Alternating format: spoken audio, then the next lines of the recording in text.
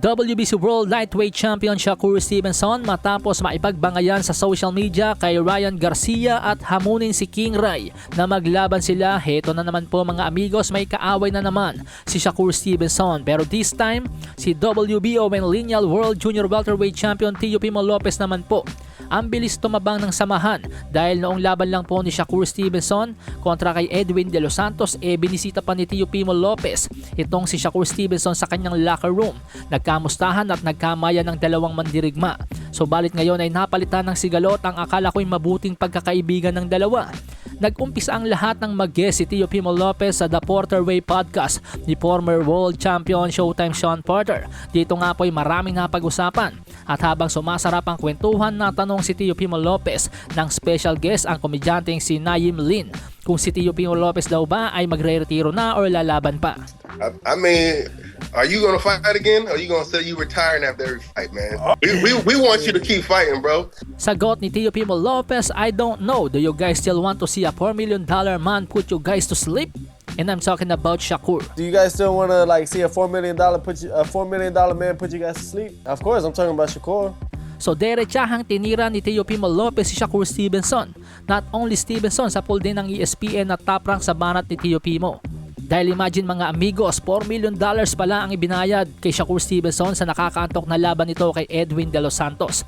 Habang si Teofimo Lopez na puno ng aksyon at entertainment ang mga naging laban kontra kina Lomachenko at Josh Taylor.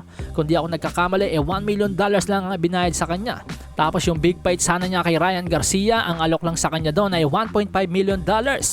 Kaya niya tinurn down yung laban na yon. Kaya parang sinasabi ni Teofimo Lopez dito mga amigos na kaya siya walang laban sa ngayon ay dahil walang mataas na offer sa kanya sa likod ng entertainment at ma-action na laban niyang ibinibigay.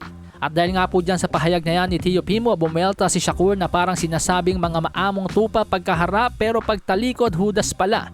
Nakalimot daw si Teofimo na sa kanyang bad night or off night natalo siya. Samantalang si Shakur sa kanyang off night nagawa pa rin manalo. Pinersonal din ni Shakur si Lopez kung saan tinira nito ang sakit na asthma ni Teofimo Lopez at ang mental health nito na matapos ang laban kay Sandor Martin noon ay napatanong sa sarili na do I still got it?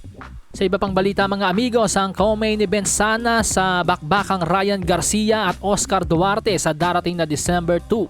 WBA Super Lightweight Interim Championship sa pagitan ni Ohara Davies at Ismael Barroso. Postpone po mga amigos. Ayon mismo kay Golden Boy Promotion CEO Oscar De La Hoya. Heto nga po wandigan ni De La Hoya. Due to visa delays, the fight between Ohara Davies and Ismael Barroso scheduled for this Saturday, December 2 will be postponed to a later date.